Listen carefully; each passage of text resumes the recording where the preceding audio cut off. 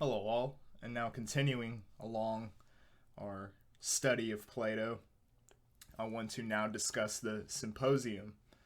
And the Symposium, at least in my own aesthetic appreciation, is perhaps my favorite of all of the dialogues and Plato has to offer in his canon.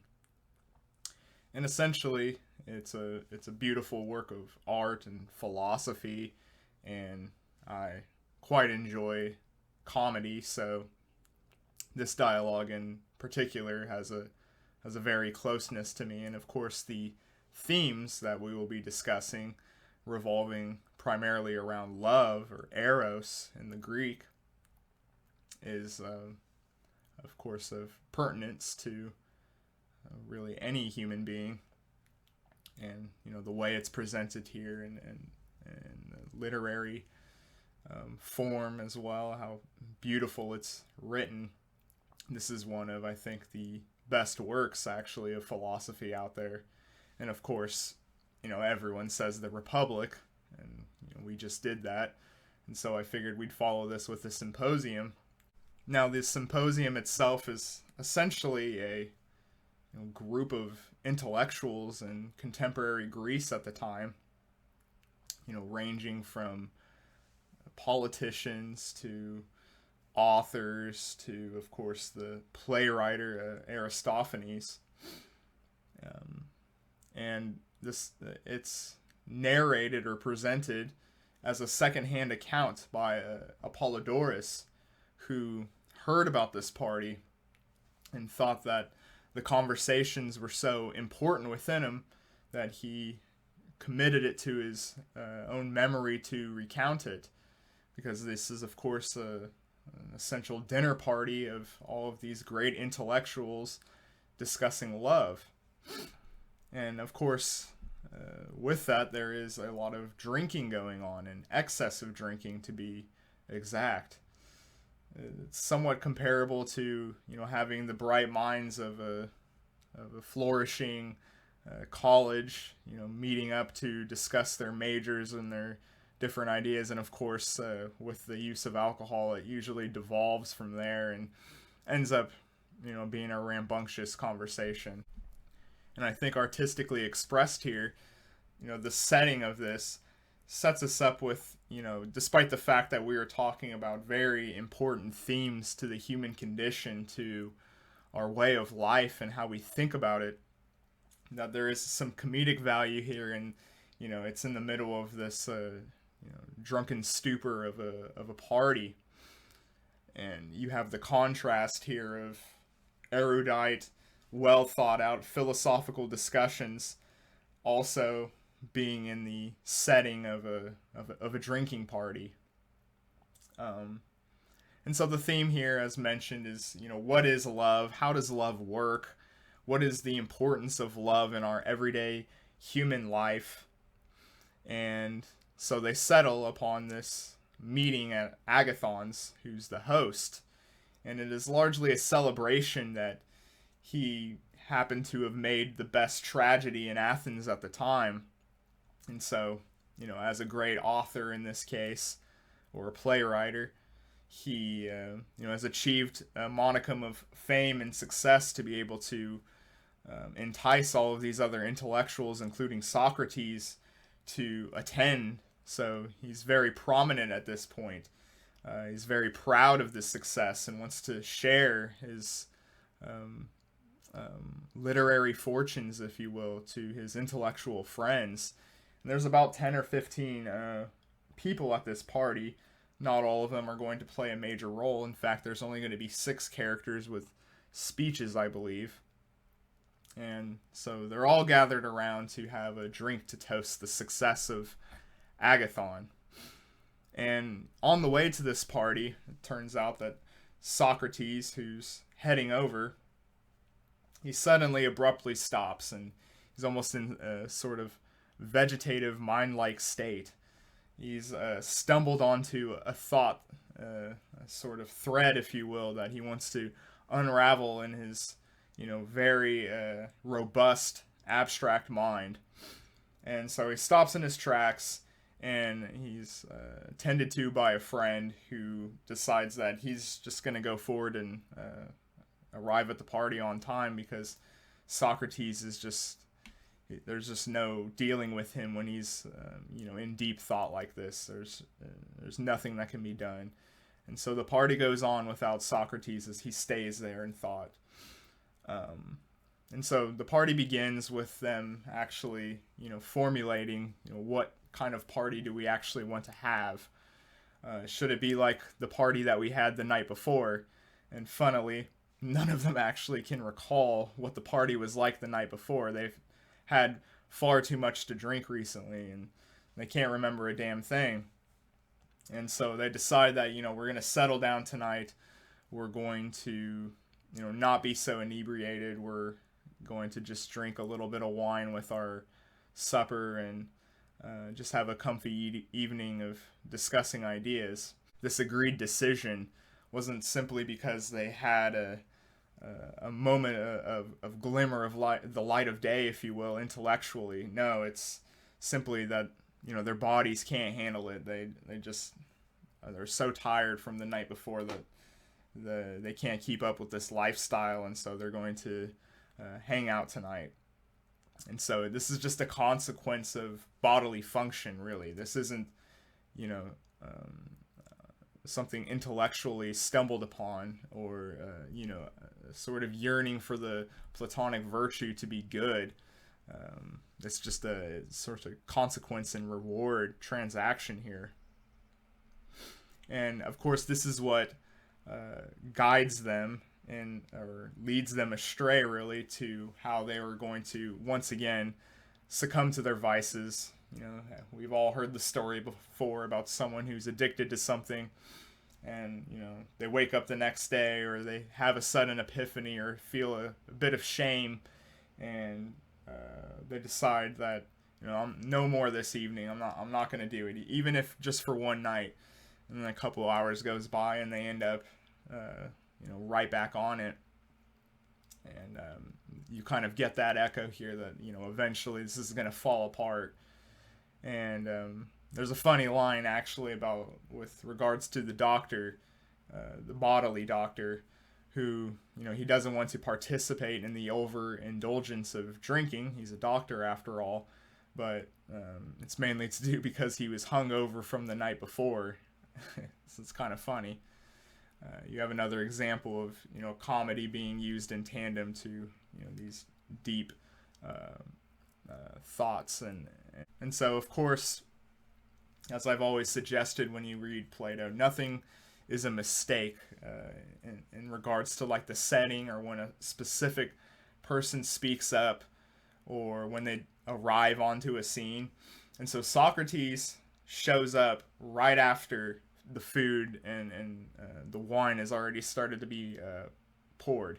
And this is important because this shows that Socrates is guided by the soul.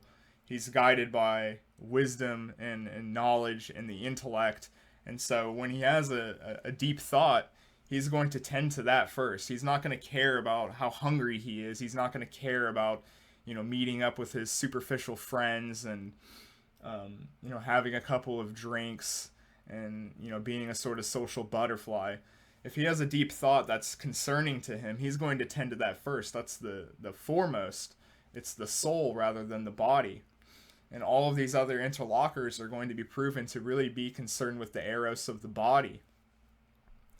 And so they also dismiss the flute girl, who's basically a prostitute. And it's kind of interesting that you can see the weak-willed, if you will, of these interlocutors here.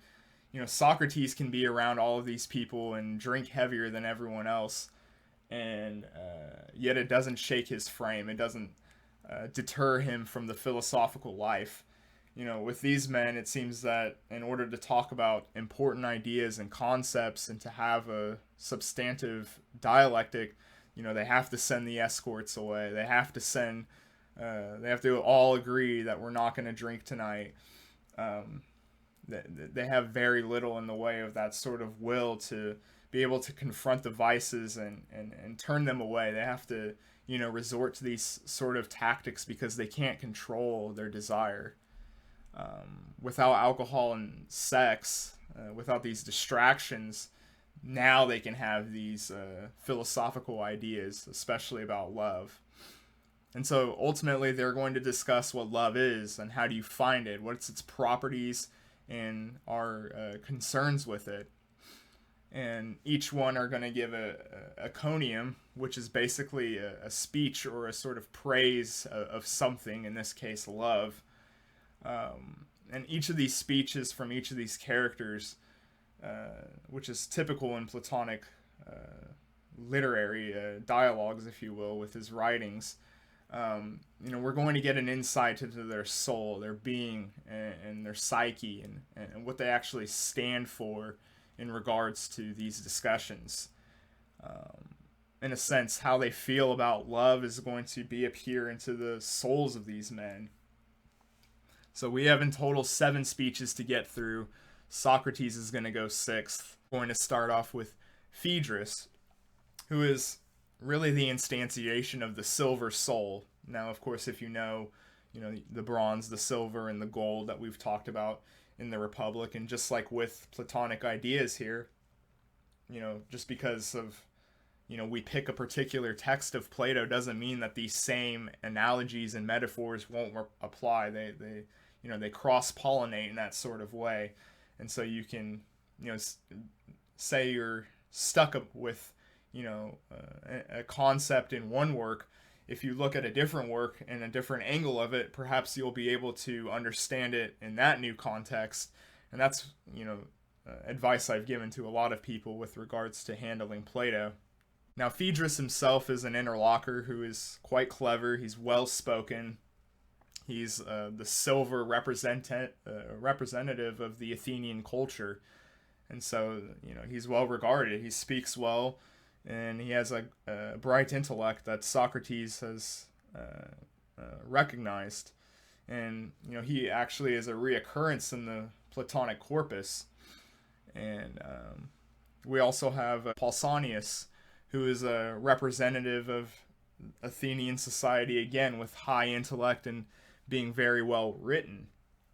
But now turning to Phaedrus' speech, love is like a god. It inspires us to do the virtues, to strive for the good life. And so he turns to these examples of, glorious acts that are accounted for in history, quoting the likes of Homer and an account of Achilles, who gets to live on forever because of his great acts, his heroic deeds, his achievements. And ultimately, he was motivated by love, and this motivation of love is what inspires the hero. It's what inspired the Homeric heroes. This is a love towards glory. It is an ascension to go from the bronze needs to the one of the silver. It, in that sense, takes us up halfway up the ladder. We're not, dealing with bronze common animalistic lust. It's one of glory. It's one of hero. And love then is what motivates us to do heroic actions. This is a very short speech, but Phaedrus tells a good one. Now, stepping in is Pausanias, who is the legal man of law. He's a sort of lawyer-like, if you will. And so he gives a speech that's going to improve on Phaedrus' speech. Each of these speeches is going to leave us with either an improvement. We're going to go up the ladder, or in a particular case, we're going to go, down again. Pausanias says love is, as a god, is divine, and it's not human. It's a love that reconciles the different parts of our emotion and unify us together. These polarities that we have within our thinking of and our ideals, there's dissonance to it. But ultimately, love is what, fits it all together, that gives us actually that harmony of who we are. And It's a sort of, in the same way that there's a bodily harmony of good health, this sort of love and unity of polarities that we may have within who we are, uh, love is what's going to unify them together and give us that harmony. Love is connected to freedom and the virtues, and this is the virtue of soul and not of the body. So Pausanias improves us to look for motive and to look for that eternally at that, instead of just the bodily instantiation of eros. And so he then goes on to discuss in a legalistic framework of the different city logics towards a relationship between a man and an older man, and the love beyond just sex. And he goes on to say that the Athenian way of looking at this particular kind of relationship and looking at it for more of a relationship and connection to the divine more than just the sexual aspect that other cities may have had, is why that the eros that Athenia has to offer is for him the best one. And then we have the arrival of Aristophanes, who of course is the playwright who smeared Socrates as just a mere foolish sophist. And he's this great Greek comedian, an artistic comedian. And for Socrates in this play, he's not going to mince words with him and fight back and say that he represents that of a pig. He is completely given to pleasure, and he has a whole joke of an entrance, other funny mention of how Aristophanes is considered a pious man because he's pious towards Dionysus, which is kind of funny. He is the bad artist. He is created out of vice to perpetuate and misguide others. It's one thing to be a hedonist to yourself and have misdeeds, and instead he's creating this art and giving this vision out to the world. So he exemplifies that need that Socrates had discussed in the Republic of needing censorship, of poets that are going to push us towards ignorance through their art. He is the antithesis, Socrates. He revels at the idea of sharing his hedonistic ways to the world. Despite the way that he is articulated by Plato here, it is important to know that despite his pig-like features in this work, he is still regarded as a dangerous man. He still has good qualities to him. He still writes these plays that are remembered and art that is consumed by a large number of people. So he does have these good qualities in that sense about him, but that's also what's going to make him dangerous, because he's funny and witty and charming in that sense, and this is going to lead more people to stray away from him. And so Aristophanes is going to step up and give his speech, but he's overeaten and he drinks too much, and he has a fit of hiccups, and so he totally blunders his turn, and so he must ask the doctor Eryximachus what to do about this situation with the hiccups, and so he cannot give his speech, and so Eryximachus diagnoses and looks to solve the bodily problems of Aristophanes. He ultimately, though, is just looking for, physical relief, purely in sensation. He just simply is stimulated from one thing to the next. He doesn't think beyond physical sensation. He just, wants a cure for the hiccups, and that's it. He's ultimately just a pig that's happy to be one of no soul. And so he gets his cure to use a feather to sneeze. But in the meantime, we're going to hear from the doctor himself. And so Eryximachus, he is not of the soul doctor, of course, in the case of Socrates. He is of the body. And so we have a theme here, really, with the eros of the body and the eros of the soul. And how you would think that perhaps it would be in total tandem, total harmony, but in many cases it's actually misaligned, and they have, two very different avenues of what is good for them. And so the concern of appetite, of bodily maintenance, and that's a sort of concern there, where the soul is one of the superior world of abstract reasoning, of thought, and things of that nature. And so Eryximachus, in his speech in the place of Aristophanes, discusses the body relationship of love, and that also with that there is in that tangling there is a sort of harmony that comes out of that. Eryximachus says then that love is the origin of the medical arts because it shows the path to harmony towards a healthy life. Love also aids the soul in its opposite thoughts to unify each other to one cohesion. Love allows for harmony and health. So love is a god then that allows for harmony to be created and creates unity out of polar opposites, being out of becoming, creating something eternal and timeless. At the end of this speech, Aristophanes returns. He's now cured, and he points out the wonders of the cure that the doctor gave. However, verbally, Aristophanes in his speech continues to gaffe and give hiccups in a literary sense, as it's going to be incoherent with his view of myths that he's ultimately compiled to justify himself as a sort of animalistic person of desire and lust, to justify his status as a pig. And so Aristophanes is going to invoke a myth, which of course is dangerous for Plato, because he doesn't understand the myth. He doesn't actually have an intimate relationship with the artistic creation, which of course is what Aristophanes accuses Socrates of being in that sense.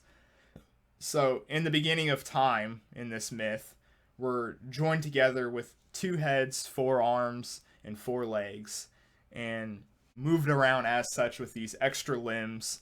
And within those, we had combinations of purely 2 men, purely 2 women, and a synthesis of both, where you'll have a male and a female conjoined together. And these ancestral beings were whole in perfection, where now today we are split and limited, and so we're always yearning, we're always never truly whole, and we're always trying to get back to that wholeness, to being perfect again. Aristophanes says that our ancestor perfect beings were united in sexual gratification at all times, since they were always conjoined together. They were always in a sort of sexual relationship. Eventually, these beings are going to actually usurp Zeus at Mount Olympus, since they were, too big for their britches, if you will. They were so happy and powerful, they decided, who needs God anymore if, we can become gods ourselves. And of course, this betrayal upsets Zeus, and so he sends these thunderbolts down and splits all of humanity into 2 parts, which is how we are now. And so as a consequence of this, of our newfound condition, we're always incomplete. And we go about and try to return to that whole, that other half. And so we always have this, physical response of that incompleteness, to have this physical connection of desire. And we are exclusively towards this bodily connection, and there's no mention of the soul here, and his myth is ultimately an explanation of how much lust there is in the world, how much we desire to connect sexually with other people. And so Aristophanes could have been using this, of course, as a myth to explain his logos of love, but it seems more likely that it is just his own justification as a dangerous artist for his desire to be hedonistic, to cultivate and gratify his needs instead of turning to his inward journey of lacking a soul. And, of course, this myth has been invoked and used for an account for homosexuality, with the splitting of, two of the same sex, as we discussed a few minutes ago, how they also will desire for each other. And so Aristophanes suggests that if the gods are not appeased, then Zeus could potentially do this again, and instead of, having 2 arms and 2 legs, will have 1 of each.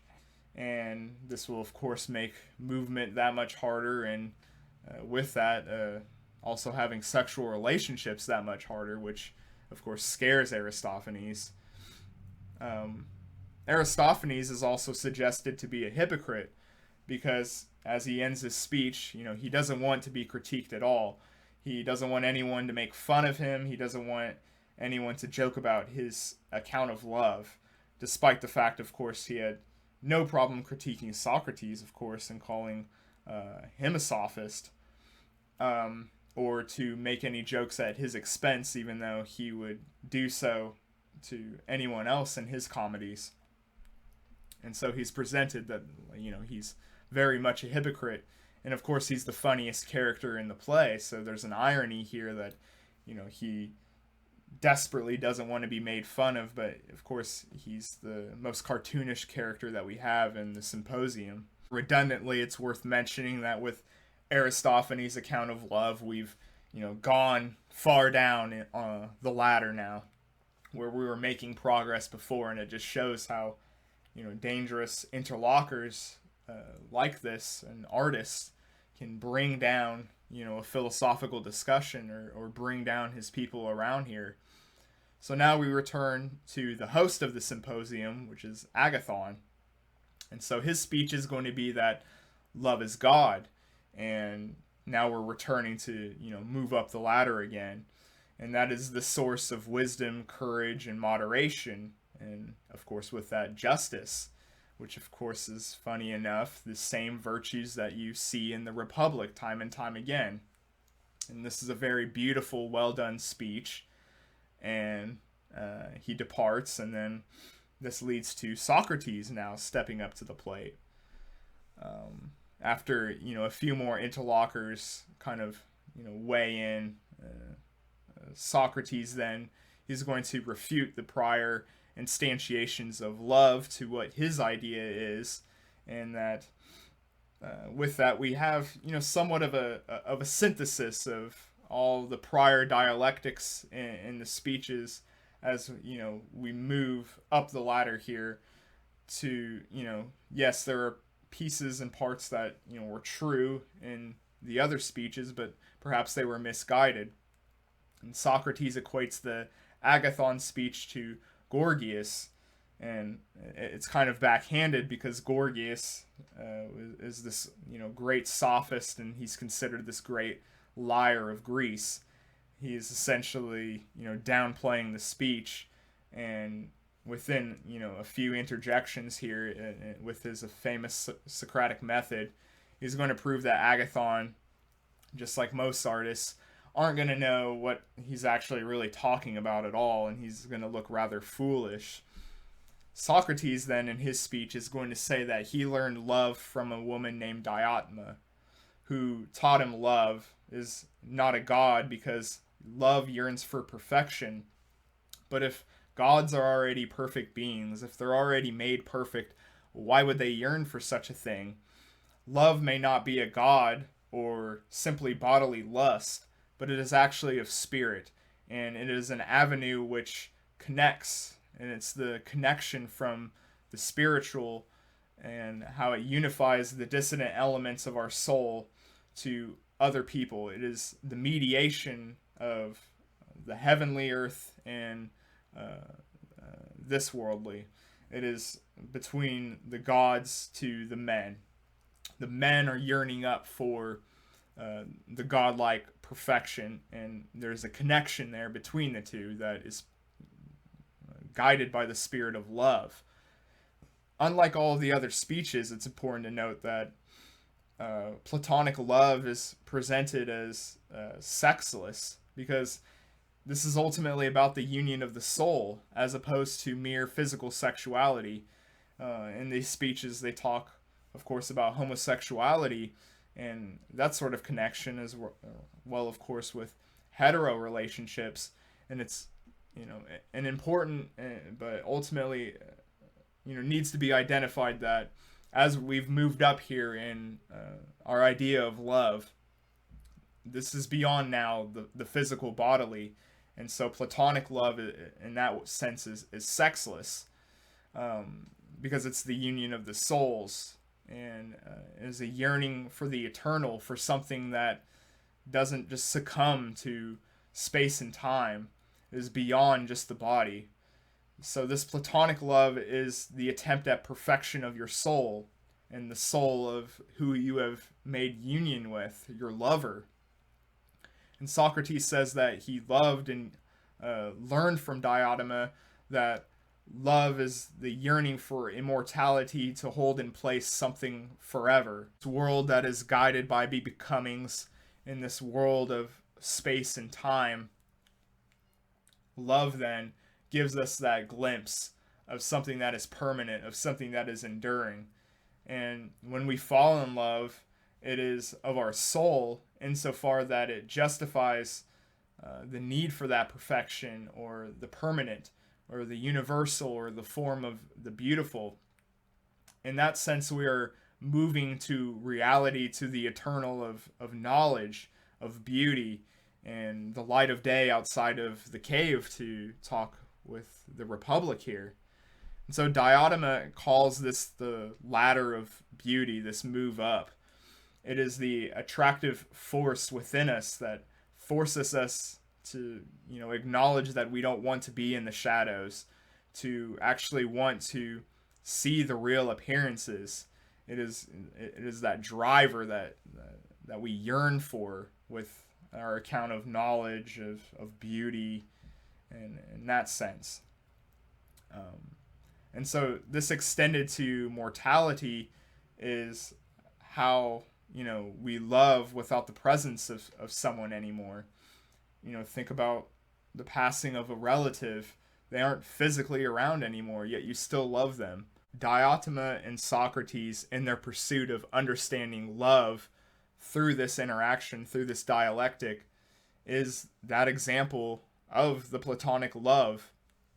And again, I always find this really beautiful in Plato's philosophy, and it's similar to how when Glaucon, Adeimantus, and Socrates in the early chapters of the Republic are discussing what justice is, the three men in their different walks of life coming together to try to understand the essence of what justice really means for them as a people, is in fact justice, or at least it's the driver that ultimately will give this sort of results.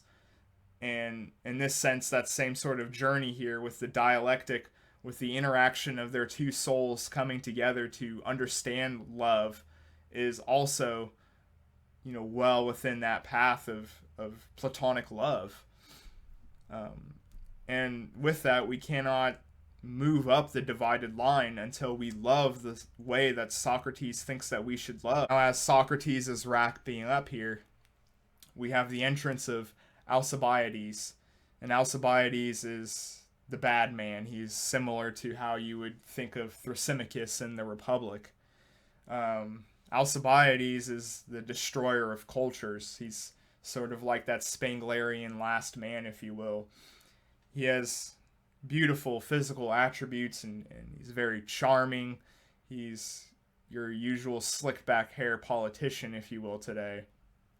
He is the degeneration of the people around him, and he also is a lover of Socrates, even though Socrates doesn't have a mutual interest in that avenue. He is of perfect body in that sense, but he has an ugly soul. Socrates, on the other hand, is rather ugly in the body, but he has a beautiful soul, and as you get to know Socrates, you start to fall in love with him. Whereas it seems with Alcibiades, you physically see him and you fall in love with him, but then you learn that he doesn't really have much in the way of a soul, if at all, and you kind of fall out of love with him. So you see the difference there. And Alcibiades is in love with Socrates. Socrates is not in love with Alcibiades. And so, in the end, comedically, of course, Alcibiades crashes in for his appearance after Socrates, and he's already drunk, and he introduces intoxication immediately. And now we're moving from philosophy down the line again, even though Socrates has tried his best here and gave a beautiful account of love and his relationship with Diotima. Now we're back to square one, if not even below that. Alcibiades represents the democratic man. He has it all. He is an elite, but he is of poor quality and poor education. And he's dangerously going to bring everyone else down with him. And everyone starts boozing up. He immediately gets everyone to start drinking. With this, though, he is, considered a friend of Socrates. And now he gives his speech of so-called love, but it's actually a speech about his love of Socrates and the nature of Socrates. And it's kind of a funny little irony here, and this connects the theme and concern, really, that I would say that Plato has for the prospects of his political project. Are they going to go for the man of beauty physically with Alcibiades and his vices and his desires and his lack of philosophical training? Or are they going to go with the soul doctor Socrates, who physically might not appear much, but he gives beautiful speeches, he thinks very clearly about politics and the good life.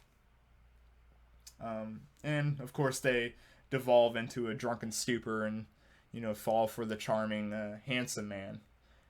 Socrates, then, is made to drink more than anyone, but it's important that, he never slurs, he never gets emotional or gets rowdy, because his soul is so organized to the greatness of his intellect firing on almost all cylinders.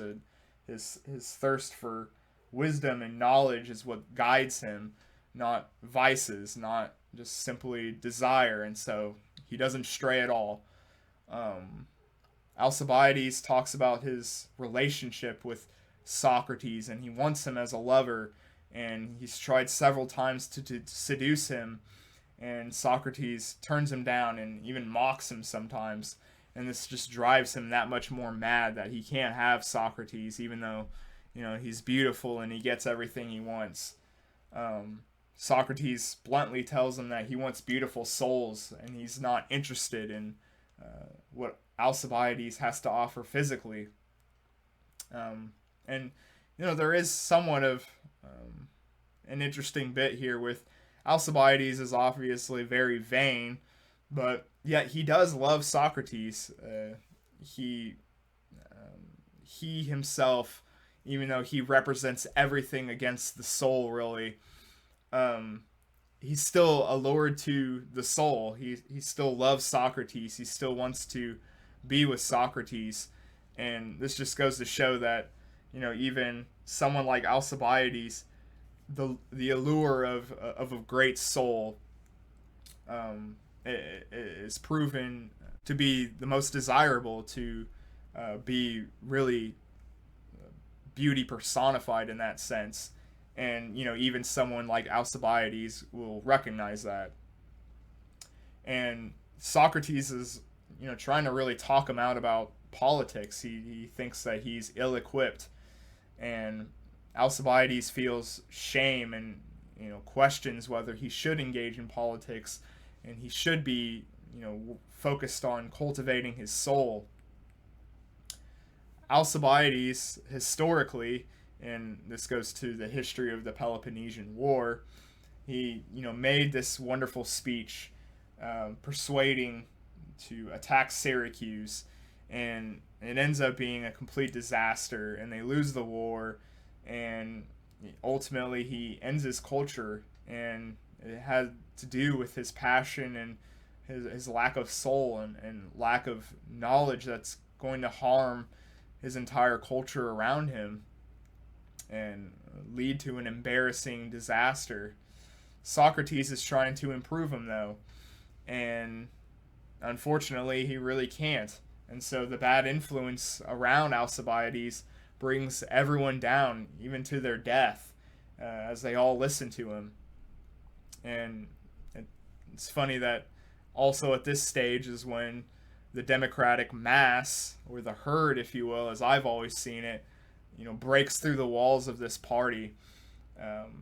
And joining with Alcibiades, they reduce us even further to just crowd-like behaviors of just drunkenness, and no one can get a word in really anymore, and we're just fully engrossed in the demos of Athens now. We're in the shadows of hedonism. Despite this, though, Socrates loves these people, and he wants everyone to be better and to fulfill their obligations to perfection. And now we get a final small discussion with Socrates, Agathon, and Aristophanes. Now, of course, Agathon is the tragic writer, whereas Aristophanes is the comedian artist, and Socrates is a sort of medium. And Socrates eloquently suggests that, the tragic poet is actually the comedian, and the comedian is the tragic poet. And what that really means is that they are really of the same soul. They are both artists, and they share these similar qualities, even though what they actually produce is seemingly different, at least in the forms of how they're presented, these ideas, with one being tragedy and one being comedy. But they're really actually closer together than you would think. And there is some truth to that. I think that if you look at a lot of comedic films, if you will, there sometimes is some really tragic moments in those films that actually unexpectedly will pull you in that direction that you might not have went into. Whereas a movie that's seemingly are supposed to be really dire and damp actually has some funny elements to it, and they can produce laughs within that work of art that maybe a comedy act that was trying a bit too hard to be comedy wouldn't have been able to achieve. Ultimately, though, Socrates is saying that they are dangerous men who maybe have different particulars in the way they produce their art, but it is still that allure to the arts that makes them dangerous, and the same quality that they share in that sense. And as the party has totally devolved now, many of them who are going to then follow Alcibiades to their death, Socrates is going to leave these interlocutors as they just pass out and fall asleep. With that, within this work, we see that sort of element of how this is obviously very tragic. They turn down Socrates. Like I said, many of them in a historical account later are just going to die due to the vanity of Alcibiades leading them on. And they refuse Socrates even though he presented the best speech. And there obviously was many comedic elements that is all through the Symposium here, but it does have a very tragic ending in that sense.